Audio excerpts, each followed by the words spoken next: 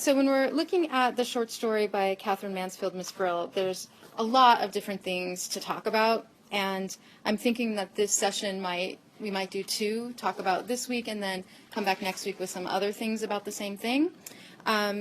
So today I wanted to focus on the idea of the objective correlative. Has anybody heard of that before? The objective? Yes, objective correlative. Here you go. So the objective correlative comes to us from literary criticism. They talk about this a lot if we have English majors in the room. But I thought it was a good thing for us to talk about because we've been talking about emotion and impact. Did you get one of these? Oh, they're going around that way, yeah. And how to show reactions to events and how to show reactions to dialogue without telling the reader what's going on. And one of the ways to do that is through the objective correlative. And it originates with painting, Eve, but then T.S. Eliot took it and applied it to writing. And his definition is, the only way of expressing emotion in the form of art is by finding an objective correlative. In other words, a set of objects, a situation, a chain of events, which shall be the formula of that particular emotion, such that when the external facts, which must terminate in sensory experience, are given, the emotion is immediately evoked.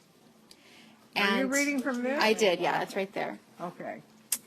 So to break that down a little bit, what he's saying is that as writers, we can find objects that we are using in our writing, and through systematically piecing them together, create an emotion without ever talking about the emotion, without ever saying, oh, I felt very sad because that happened. So on the handout that I gave you, it gives the example of a scene in a hypothetical film. And so the scene is that there's a dozen people dressed in black, and they're all holding umbrellas. They're in a cemetery. There's cracked gray headstones. The sky is darkening. Droplets of rain slide off the faces of stone angels like teardrops. A lone widow raises her veil and takes off her wedding ring and sets it on the gravestone. As the widow turns away, a break appears in the cloud. There's a gap in the sky, and a shaft of sunlight comes through and lands near the grave. And there's a single yellow flower blossoming. So that the scene can end, and we can still have the emotion even with no dialogue. So there is no one thing there that creates emotion. Like a black, everybody dressed in black might give us a sense of tone for a moment, but it's the black with the umbrellas, with the teardrops on the angels, with the casket, with taking off the ring. It's that formula. It's those things added together that makes the scene sad or somber. And then it's not just the sun that brightens it. It starts to brighten it, but then it's that yellow flower, it's the sun and the yellow flower that create a different feeling from the sadness, maybe one of hope. So I think we've talked about a lot in here about that telling detail and that sort of showing forth. But what's different with objective correlative is it's not about one detail, it's about how the details add up together, if that makes sense to you. So, yeah, so when I thought about this, Miss Brill was, to me, the very obvious story to talk about it with, because it is so compact and we can see. If we skip to the end. The end of... The end of Miss Brill, yes. On her way home, she usually bought a slice of honey cake at the baker's. It was her Sunday treat. Sometimes there was an almond in her slice, sometimes not. It made a great difference. If there was an almond, it was like carrying home a tiny present, a surprise, something that might very well not have been there.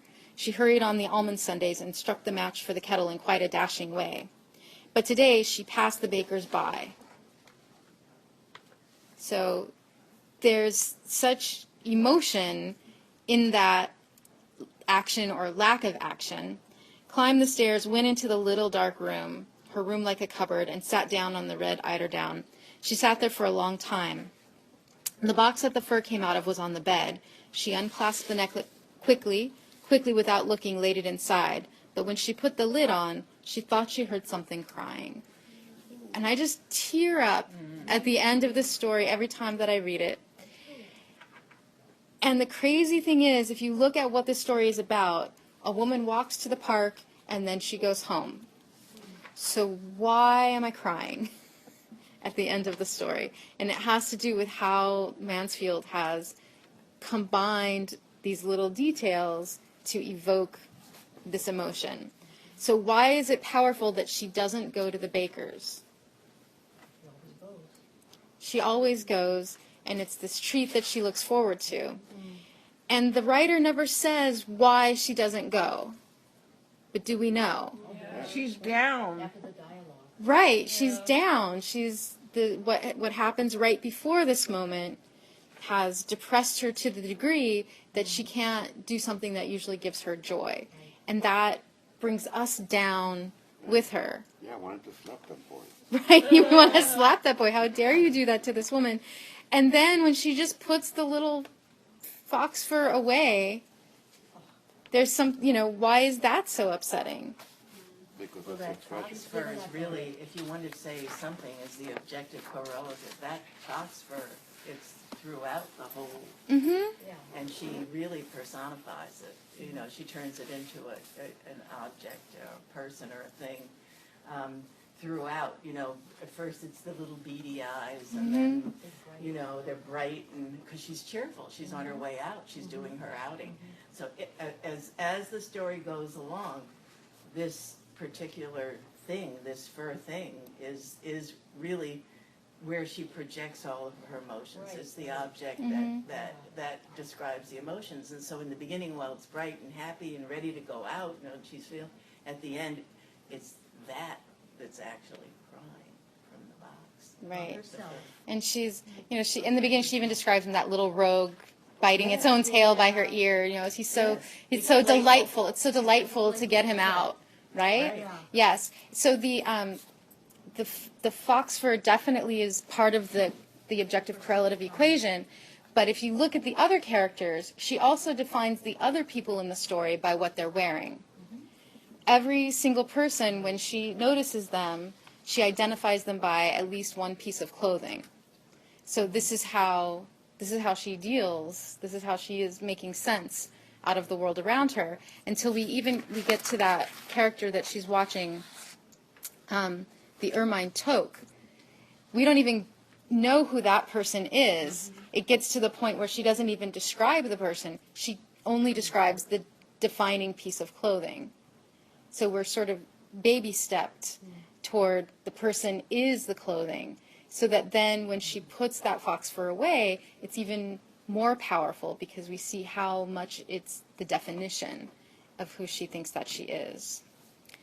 So do you think, and there are other things that pull through in that same way that clothing does. Did you notice any of them? Yeah, the way the scene is, how she described the description. She's all excited, and it's the blue powdered sky and wine splashed on it. So she takes the description and also makes that into what her feeling is, and her excitement about what she's doing, and that goes on in the description of the music and other kinds of activities that whenever she describes that, it's And something that she does in those descriptions is she uses the same words. So in the beginning, when she's describing the delightful day, there's a faint chill in the air, like a chill from a glass of iced water before you sip. So that's a beautiful chill, a chill that we welcome. But later in the story, when it starts to take a turn,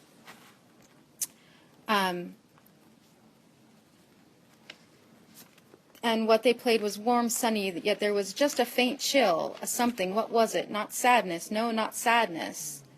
So the chill is starting to change. It's not being